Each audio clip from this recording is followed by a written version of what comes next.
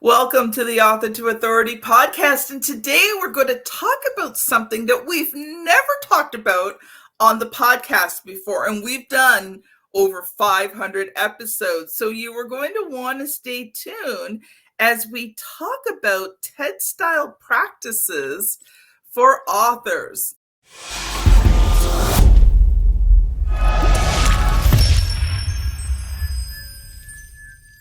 And I want to welcome Devin Marks to the show. He's one of the nation's leading TED-style speaking coaches. He's called the TED Talk Whisperer by clients and media outlets. Devin has trained hundreds of speakers for TED, TEDx, and TED-style talks, including Harvard's Dr. Robert Waldinger for his breakaway talk, What Makes a Good Life, now clocking more than 47 million views. The spread-worthy ideas of Devin's clients are catalytic with hundreds of millions of worldwide views. Welcome to the show, Devin. Oh, thank you so much, Kim. It's going to be a lot of fun. So, we decided to call it TED style practices. And so I guess first the big obvious question. I mean, we've all heard of TED Talks, but what is a TED style practice? Well, I like to say not everyone is going to give a TED Talk or a TEDx talk in their life and career, but TED Talks and that style, clearly focused, story wrapped, and action igniting, has changed the way we present, whether for a keynote, even a podcast, much less an author signing tour. Love it, love it, love it. And I know we're going to dive deeper into that as we go along. I want to talk a little bit, though, about your story, because obviously there's things that have happened in your life that have led you to this moment, and I'd love to hear more about it. Well, people ask, how do you become a TED Talk whisperer? For me, it was one of my clients came up with that, and I disliked it. My wife and her family disliked it even more because they're horse whisperer people. But after it just kind of got picked up, the backstory, though, is where do you go to deconstruct TED Talks and understand why these ideas are so catalytic and spread so easily? I picked seminary. So I wasn't heading to a pulpit, but I was trying to understand why the secular church of ideas was producing sermons that were so viral. And we were able to, work in with a scientific research-based mindset to deconstruct TED Talks. And as I rounded the bend on that, it was more of an intellectual exercise. I didn't expect to be training speakers per se. I had been a recovering event organizer and conference designer in my past, and yet when we finished kind of the requirements for that seminary degree, which I never finished, to be candid, we moved to Boston as a family for my wife's career. And I had a little munchkin strapped on my chest because I knew 3 people in Boston: my wife, my daughter, and one professor up at a seminary up north of the city. And I thought I'd finish my degree with him. Went in for my informational meeting with my kiddo strapped on, and he said, "I'm retiring next semester." Wah, wah, wah. I was like, what am I doing here? But he said, but we are organizing a conference in the fall, and we want to organize it with TED Talks. And voila, we were off and running. We decided to link arms, and I was able to bring these best practices of TED from my research and blend them with a conference in the TED style. And by that, I mean with a countdown clock, very rigorous time counts, with presentations that were more story-driven than data-driven. And the response to that was so enthusiastic.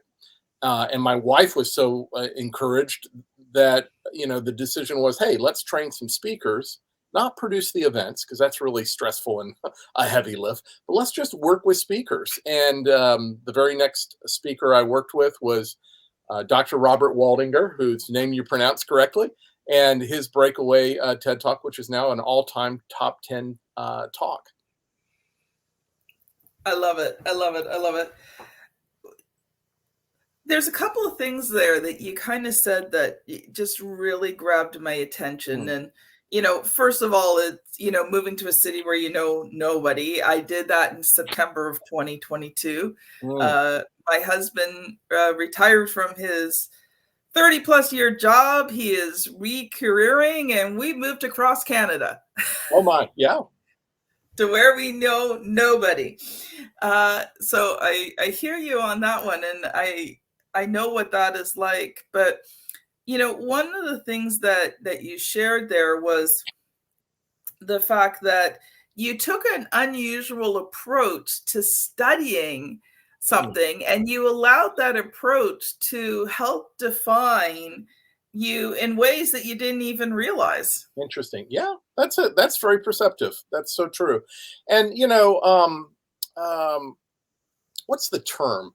Oblique strategies. Sometimes sparks ideas for writers and tedsters who want to form an idea.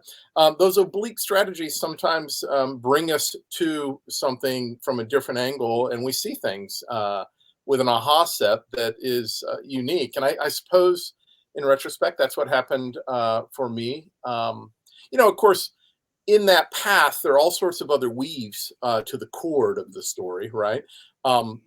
One of my best friends and mentors happened to be an 80-year-old who used to be Billy Graham's driver and who married Billy Graham's secretary. I And am jealous. I am so jealous. Lyman Coleman had been the young guy on the team back in the day, and he had done the advance work for the events, the crusades running through towns. And then he would stay behind and work with the youth because he was the young guy on the team. Well, when he first heard of TED, never seen a TED talk, watched his first talk, and he said, gosh, that's a lot what Billy was doing back in the day. Now, I don't call Reverend Graham Billy, but Lyman can because he babysat his kids. And again, there was that theme. He said, these share in common, they're focused in a special way. And there are 5 levels that you focus a TED talk with. They're story wrapped or sticky stories. And then finally, there's a call to action that's igniting, that leads to practical next steps today or tonight or tomorrow, not next week, next month, or next year. And then, you layer that insight set with the technology change that was happening at the time. YouTube was new, social media was new. And as Lyman said, just like television was new for Mm. pastors in his day. So, the serendipities is how Lyman would term it. These ahas that come to us when we're kind of open-handed and open-hearted, leaning into something new. Mm. Okay, so I am completely jealous because to drive Billy Graham around would be like an ultimate dream of mine. Just to talk to the man would be Right? like to have a conversation. Yeah, Obviously, that's going to have to wait till I'm in glory with him, sure, but sure. Well, I only but talk to the man who talked to the man. yes. But you know what? There's so much that you can learn from talking to the people who knew the people, Mm, right? very And true. sometimes the perceptions that they have are just as valuable sometimes as talking to the person, because they can add something to it that other people never got to see. Very perceptive. Ever so true. When I think back to that first event, the TED Style Conference that Dr. David Gill was organizing, um, it was a faith at work summit, right? So a lot of theologians, a lot of heads of centers of faith and work in the marketplace, a lot of authors, and very polished and experienced pastors, right? With, audiences of 1,000 or 10,000, whatnot. But as I introduced the TED tools, right, I pulled out of the TED tool shed a handful of tools, and we started using them to prep those speakers. One of the unexpected serendipities was Tom Nelson, one of the biggest names in that space, said, this has reshaped my whole understanding of story. and how I Mm. share not only from scripture, but from my life and my personal Mm. experience with an audience, which of course is a very, very TED sort of thing, right? Not an overshare that's TMI, but it's a personal experience that is Mhm. relatable for the audience, and we latch onto those naturally as audience members when our pastor or our expert at the National Association of this, that, and the other begin sharing. You know what I found funny about what you just said is this is supposed to be, your faith at work, and all the speakers are like pastors, and Mhm. I'm like, I'd like to see a few entrepreneurs in there and Right, right, a right. few Christian managers True, and true. maybe some Well, Christian actually, and CEOs. you know what? I give short shrift. They had a good mix in there.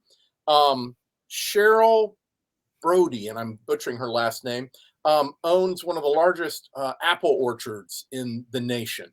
And she came from the workplace, the marketplace, to share her insight set.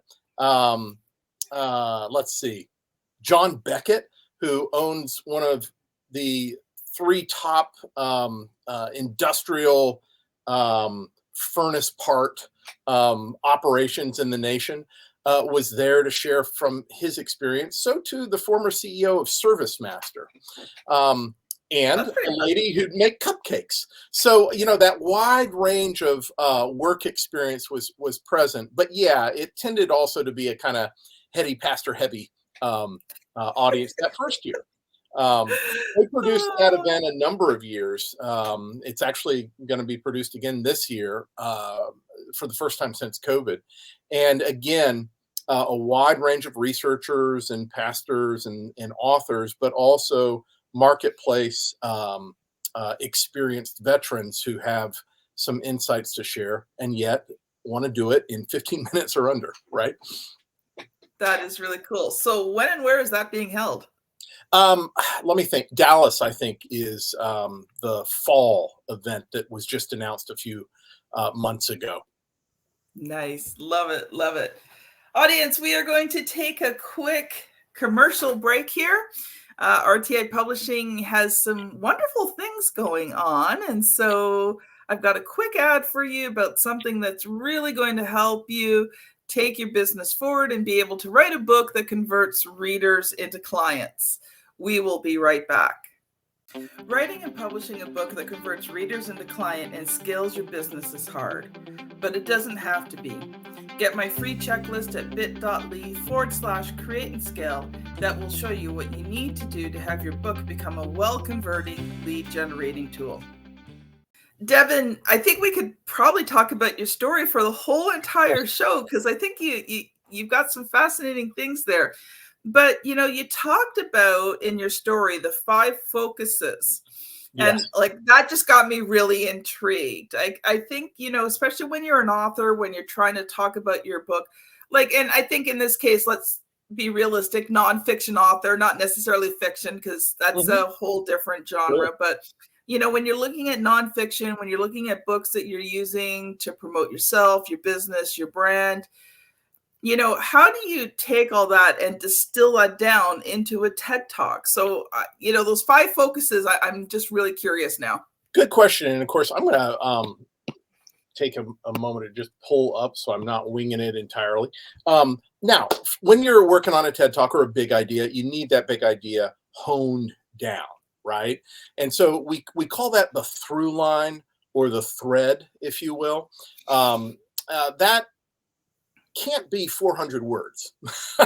um, it needs to get distilled from that. But we start with 400 words, even 800 words sometimes, and begin refining and tooling it down through a 6-step process, one of which is redrafting it tighter and tighter from 400 to 200 to 100 to 50 to 25. Now, you're thinking to yourself, well, I know where we're going. Why don't we just start with 10 words, right? But what that distillation process does is it allows stuff to bubble up and find its way to the page that wasn't necessarily going to be in that first draft. And I can come along as a coach and begin catching up with the thought process of an author or a speaker and ask about these little glowing ahas that stand out to me. Why shouldn't this be included in the core of the big idea? Now, let me just give you a few examples from the land of TED. Dr. Robert Waldinger's breakaway talk, as you said, 47 million views now. The largest research set of its kind in the world. He is a researcher who looks at health and happiness in the lives of men and families at Harvard.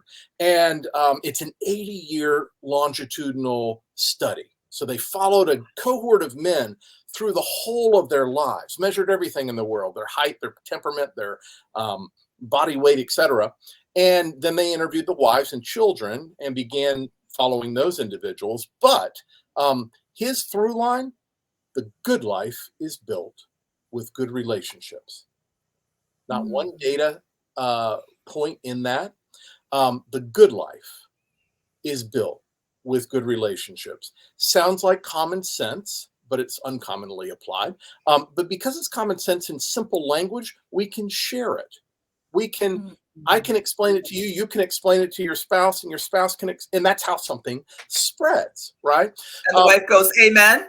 Yeah. You know, another very popular TED Talk, top 10, is Simon Sinek's talk. He's the why guy, right? People don't buy what you do, they buy why you do it.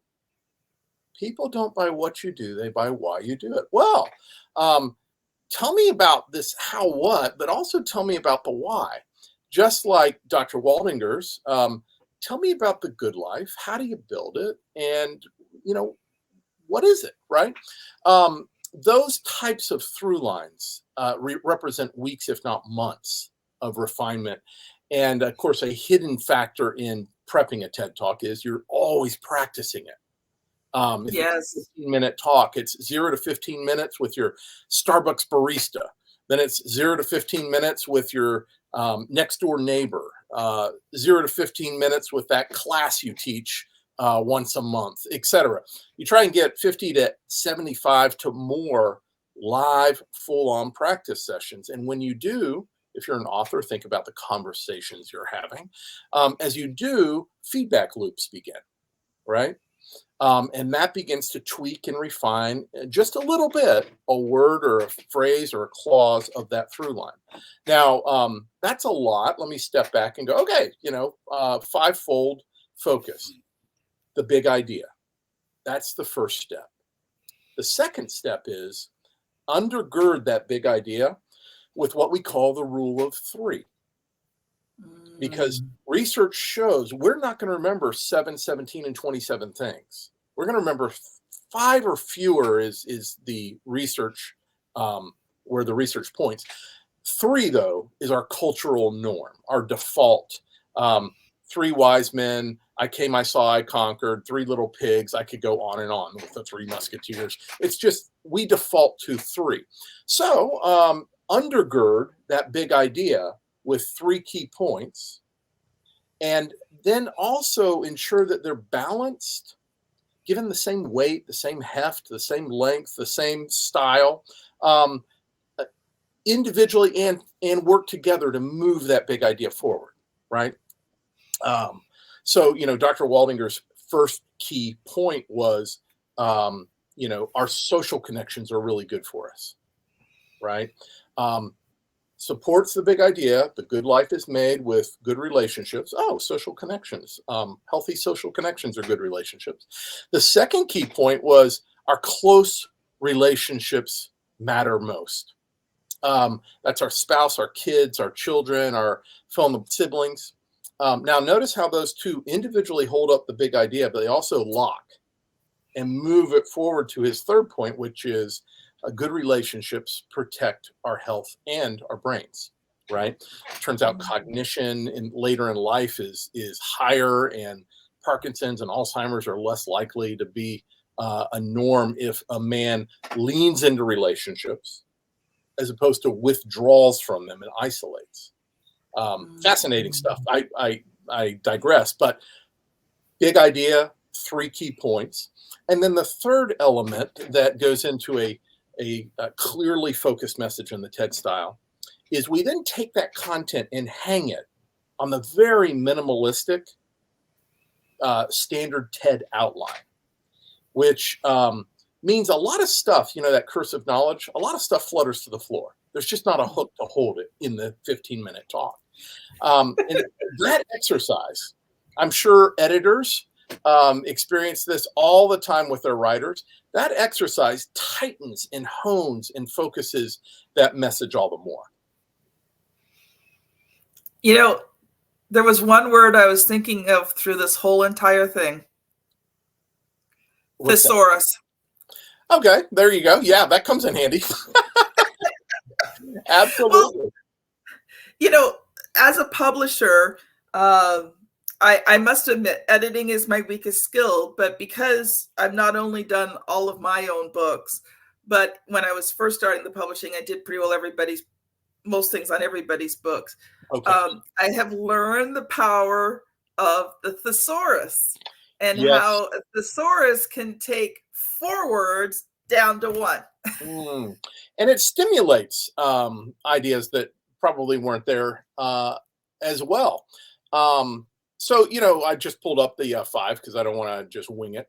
The way I want a non-TED speaker to think of, and this is key on for authors, and I think it's important for authors to think, I'm not the TED Talk necessarily, although that can really help a book. I'm going to give a TED style keynote at the National Association of Fill in the Blank. I'm going to give a TED style presentation at the next author signing at the library or the bookstore. You're on the circuit pushing that book. That should be a fully sculpted presentation, and then you can thumb through and start reading passages and take Q&A. But if you make the most efficient use of those 10 minutes or 15 minutes, that's the presentation. Far too many authors kind of stumble, rumble, grumble through that presentation. And a way that I can sum this up visually for everyone is, if you're going to give a presentation, that TED outline, we want you to picture, if you will, in your mind, a temple, right? An Athenian temple with that arched roof. And okay, so the arched roof is the big idea, the through line, the thread. The 3 columns support it. And just like in architecture, we need those columns to be the same height, the same width, the same density. So too, the key point set. And then third is there's a call to action, an action igniting series of steps out of the temple that are small but doable. It's not boil the whale, boil the ocean, save the whales, remove all the plastic from the ozone layer or whatnot. It's instead walk up to the water's edge, holding hands with your child, and pick up a piece of plastic, invite them to pick up a piece of plastic, and repeat it. And as that's taking place, somebody down the shoreline is going to see you picking up trash, and they may be inspired to do the same. Now, what I've just described is a call to action that's repeatable, shareable, spreadable, even perhaps habit forming. 2 other features on the message temple.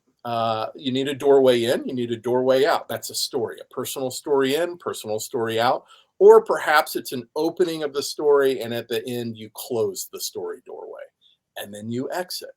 Well, of course, the call to action for an author's audience is, 1, obviously buy the book, but even more interesting is share the book, right? So that message template, if you will. The 4th is now in the same context. We don't use PowerPoint in the land of TED.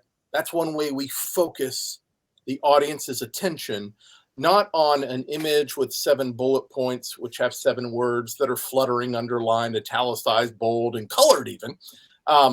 No, a simple, clean image alone. And if an image alone won't do it, a phrase. And that's it. So fewer than 7 words total, right? On average, in the old days, the average slide has 40 words on it. and it's just, you can't process it, right?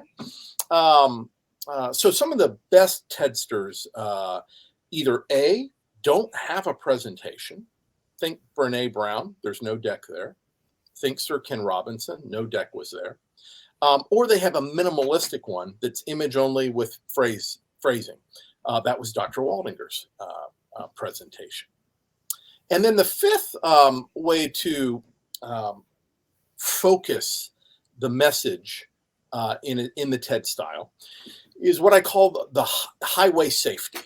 Right now, this is a little picture. You're driving along. You're the author. You're the speaker, and you're driving along in the minivan, right? And as you drive that minivan, your audience is in the back. Now you're along the highway. Boom, boom! You just hit a speed bump. That's something controversial in your presentation that the audience goes, "Oh, I disagree. I don't like that. Let me think about that. Do I disagree? Do I agree?" They stop listening to you and they start an internal dialogue arguing with you, right? So we want to smooth out those speed bumps. Is a pothole, right? And that's where in your presentation. Oh, I live in Canada. I know about potholes. Oh, I bet. Yeah, that's true. In your presentation, there's acronyms, there's jargon, there's dense content that the audience just doesn't understand, but you're driving forward and they're lost, right? Another image that's helpful for streamlining, focusing the message is to cut down all the billboards on that highway. Now, the billboards are distractions, right? You mentioned an elephant. You didn't need to. You could have picked another animal, but that elephant is, something that draws an audience in another direction. Oh, I remember when Uncle Roscoe went on safari. He came back with an elephant-shaped garbage can out of a foot. We have a tusk in the front. Should we keep that tusk? People just rabbit trail if you give them an excuse, right? I wonder what the elephant in the room is. Yeah, there's that too. Well done. So those are your 5 ways that the 5 folds, if you will, of focusing a message. The big idea, a singular big idea, 3 key points, the message temple, PowerPoint free, and highway safety. Oh man, we are just about out of time. We could do such a deep dive into these topics, but we are not going to today. So audience, if you want to find out more at the end of the episode, Devin's going to tell you how you can connect with him. But we're going to shift gears here because I want to make sure we save time to ask you the question that we ask every person who comes on the show who is not an author. So are you ready, Devin? I am. Okay, if you were to write a book to build your business, what would you write about? This is perfect dovetail with, the next point in this conversation. It would be about storytelling, right? I referenced wrapping your message in story. Yes. So too, what form of story? I call it sticky storytelling, right? So we want that story to stick, be memorable. And how do we do that? We make it clean and easy and pithy and smooth, as we talked about. There's a structure, right, to a sticky message. There's a connecting element. STICKY is actually an acronym, right? And so we want to only share sticky stories that are disciplined to elicit, to connect with the audience and compel them to take action. I love it. Love it. Love it. I have worked on my story. I continue to work on my story. And as I learn more, I continue to refine the story. But I had chosen for my story, and there's obviously different variations for different situations, but my story is the power of words and how I went from being told at 7 years old that I shouldn't write because I wasn't a good writer to owning a publishing company. Go figure. There's a rich story bed right there. So if you were to write a book about storytelling, what would be one of the goals for the book for you? Well, that the book, like a TED Talk, the better TED Talks, not hundreds of thousands that are walling away on YouTube in the graveyard, because they broke some of these rules. But the most potent TED Talks are idea spreading and action igniting, right? And so what practical, actionable step can I take when I finish the story on texture, right? In my storytelling. We just wrapped up the course, Sticky Storytelling, or Sticky Stories. And the actionable homework, but also things that you can apply to every story you tell going forward is one of those goals. I want that to be clear. Yeah. Nice. So I'll just share with you quickly. The first time I got to tell my story, and this forced me to really refine it, is locally where I lived in Ontario, we had something that was being started called Talk 11. And it was just an opportunity for local people to share their story in 11 minutes on a stage. That's pretty pressure inducing. Yeah, but you know what? I loved the challenge, and it took me quite a bit. I mean, I worked on this thing forever to distill the story down to its essential elements in 11 minutes, including, emotional response, a little bit of humor here and there. At the time I didn't have a strong call to action, but I did want to give them something that they could take away. Right. And then, like, before you even got on the stage, you had to go through this whole process with the team that was doing these events, and you had to present it to them. And I was so glad I did that, because now, I mean, don't get me wrong, I already know that I've got to refine that story again. I've been doing it a bit, and I'm like, yeah, it needs some revision. But I can now do that story anywhere from 1 minute to 15 minutes. Wow, that's a powerful tool to have in your bag, isn't it? It is, because, when I go, excuse me, when I go someplace, sometimes people ask me about my story, and, depending on the length of time, I can share that. But part of, that story also is part of my messaging, right? Because as an entrepreneur, it's not just my story. It's the story about who I am professionally. I mean, I have lots of stories in my life.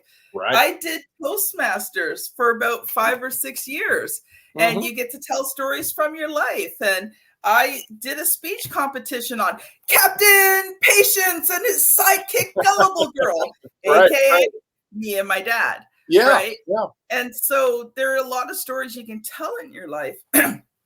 But I think, one of the things I teach about in terms of, writing your book is you have to have that professional story, that story that, you tell in that professional setting, not the story about, when you're 5 years old and you're learning how to ride a bike and you fall off and your mom kisses you, right? Well, great story, but you have to have that professional story as part of who you are, and you have to be able to tell that story.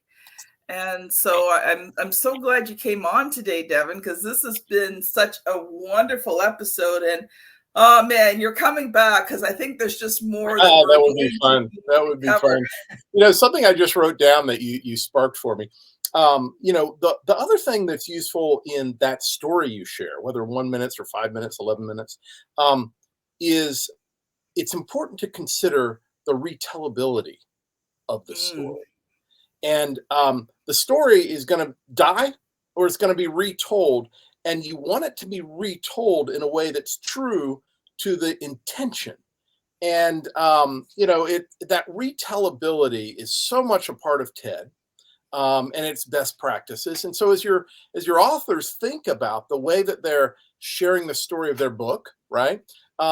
Distilling that down so that it's sticky and it's focused and it's leads to action that is, repeatable, shareable, acceptable, is so very important. So, tell stories, tell them sticky. Devin, we got about a minute or so left. Sure. Can you share a quick final thought? And for those of you, those of the audience that are going, I got to connect with this person, how could they get a hold of you? Oh, yeah. I tell you, what I can do is share not my website, but let me share a URL that will connect us. Connect to Compel, and that's TO. Connect to Compel now.com. And what will be there is a tool that you can download that continues this conversation. It actually takes the 3 principles we touched on: clearly focused, story wrapped in action igniting. And what it does most interestingly is it pairs each of those 3 principles with 3 separate TED Talks. So you can see this play out. And that should be stimulating, and hopefully, feel free to reach out. Thanks so much, Devin. It has been an honor and a pleasure having you on the show today. It's a joy, and I hope it warms up in your neck of the woods pretty soon. Today's pretty good. We and got they start filling in those potholes. Audience, if you're wondering where to go next, I'd like to direct you back to episode 445, How to Sell More with Story. If you're on YouTube, you know that my daughter has placed the thumbnail somewhere on this screen for you to click on. And if you're on your favorite podcast app, you are going to be scanning back about 60 episodes. But this is another great episode on storytelling and how to use it in your business. Thank you so much for listening, and we will see you on the very next episode. Bye now.